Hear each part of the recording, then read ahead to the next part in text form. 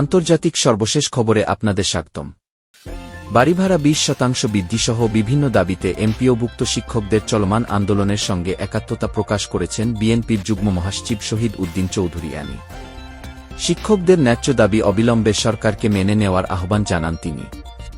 সোমবার 20 অক্টোবর দুপুরে কেন্দ্রীয় শহীদ মিনারে বেসরকারি এমপিওভুক্ত শিক্ষক কর্মচারী আয়োজিত মহাসমাবেশে উপস্থিত হয়ে তাদের দাবি ও আন্দোলনের সঙ্গে একাত্মতা প্রকাশ করেন বিএনপির এই নেতা।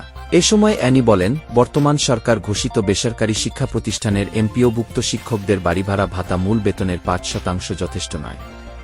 তাই সরকারকে বিশেষ বিবেচনার অনুরোধ জানাই। বিনা দোষে প্রায় 43 বছর মার্কিন কারাগারে সাজা খেটেছেন সুব্রামানিয়াম সুবু ভেদম। প্রমাণের ভিত্তিতে এ মাসের শুরুর দিকে আদালত তাকে নির্দোষ ঘোষণা করে মুক্তি দেন। এক সমস্যা শেষ হওয়ার আগেই তিনি পড়েছেন অভিবাসন কর্মকর্তাদের খপ্পরে। ভেদমকে কে ধরে বেঁধে হলেও ভারতে ফেরত পাঠানোর তোড়জোড় করছে মার্কিন কর্মকর্তারা। তার আইনজীবীরা বিতরণের নির্দেশ স্থগিতের জন্য লড়ছেন। পরিবার চেষ্টা করছে তাকে স্থায়ীভাবে মুক্ত করতে।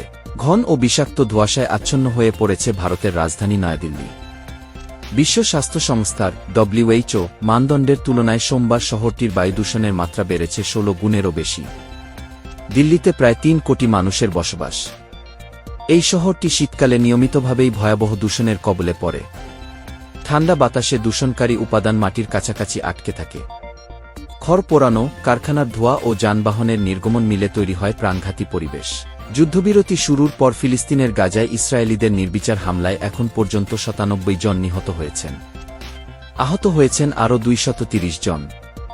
হামাস নিয়ন্ত্রিত গাজার সরকারি গণমাধ্যম দপ্তর এ তথ্য জানিয়েছে।